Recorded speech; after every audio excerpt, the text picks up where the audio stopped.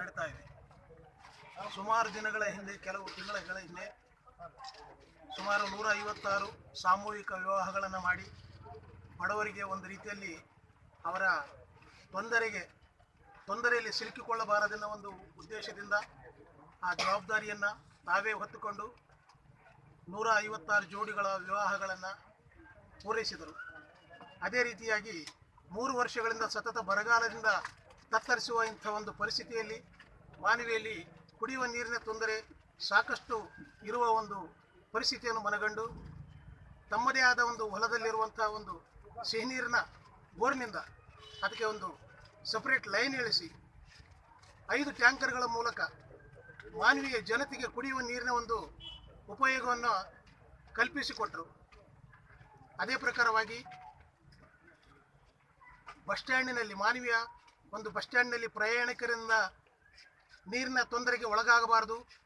ಎಲ್ಲ ಜನರು ಈ ಒಂದು ಬೇಸಿಗೆಯ ಸಮಯದಲ್ಲಿ ತಣ್ಣನೆಯ ನೀರು ಕುಡಿಯಬೇಕು ಅನ್ನೋ ಒಂದು ಸದುದ್ದೇಶವನ್ನು ಇಟ್ಟುಕೊಂಡು ಮಾನವೀಯ ಬಸ್ ಸ್ಟ್ಯಾಂಡ್ನಲ್ಲಿ ಕೂಡ ಅದೇ ರೀತಿಯಾಗಿ ಸಿರುವಾರ್, ಕವಿತಾಳ್, ಪೋತ್ನಾಳ್ ಎಲ್ಲ ಗ್ರಾಮಗಳಲ್ಲಿಯೂ ಕೂಡ ತಣ್ಣನೆಯ ಕುಡಿಯುವ ನೀರಿನ ಒಂದು ವ್ಯವಸ್ಥೆಯನ್ನು ಕಲ್ಪಿಸಿಕೊಟ್ಟರು.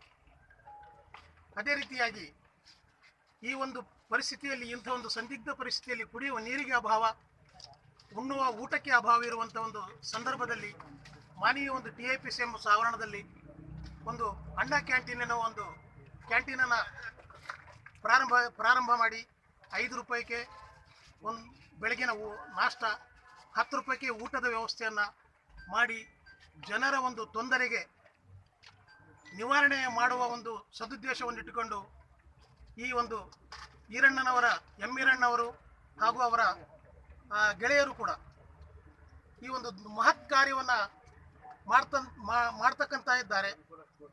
ಈ ಒಂದು ಹೊಟ್ಟೆ ತುಂಬಿಸುವಂಥ ಕೆಲಸ, ಒಬ್ಬ ಯಾರೇ ಹಸಿದಿರಲಿ ಅವನು ಜಂಗಮ ಅಂತ ಹೇಳ್ತಾರೆ. ಜಂಗಮರಷ್ಟೇ ಜಂಗಮರಲ್ಲ, ಹಸಿದವನು ಕೂಡ ಜಂಗಮ ಅಂತ. ಹಸಿದವನಿಗೆ ನಾವು ಊಟವನ್ನು ಸಲ್ಲಿಸಿದಾಗ ಅದು ಪರಮಾತ್ಮನಿಗೆ ಸಲ್ಲಿಸಿದಷ್ಟು ತೃಪ್ತಿ ಆಗ್ತದಂತ. ನಾವು ಒಂದು ಪ್ರಸಾದ ಒಂದು ವಿನಿಯೋಗ ಮಾಡುವ ಒಂದು ಸಮಯದಲ್ಲಿ ಶಿವಯೋಗಿ ಸಂತೃಪ್ತಿಯೋ ತೃಪ್ತಿಯೋ ಭವತಿ ಶಂಕರ ತಾತೃತ್ಯ ತನ್ಮಯ ವಿಶ್ವಂ ತೃಪ್ತಿಮೇತಿ ಚರಾಚರ ಅಂತ ಒಂದು ಶ್ಲೋಕ ಬರ್ತದೆ. ಅಂದರೆ ಒಬ್ಬ ಹಸಿದ ಹೊಟ್ಟೆಗೆ ಅನ್ನ ನೀಡುವುದರ ಮುಖಾಂತರ ಅದು ಪರಮಾತ್ಮನ ಹೊಟ್ಟೆ ತುಂಬುತ್ತದಂತ. ಇಂಥ ಒಂದು ಮಹತ್ ಕಾರ್ಯವನ್ನು ಎಂ ಈರಣ್ಣನವರು ಮತ್ತು ಅವರ ಸಂಗಡಿಗರಿಂದ ಈ ಒಂದು ಮಹತ್ ಸಾಧನೆ ಕಾರ್ಯಕ್ರಮ ಇವತ್ತು ಮತ್ತೆ 2 ಜಾಗದ ಕಡೆ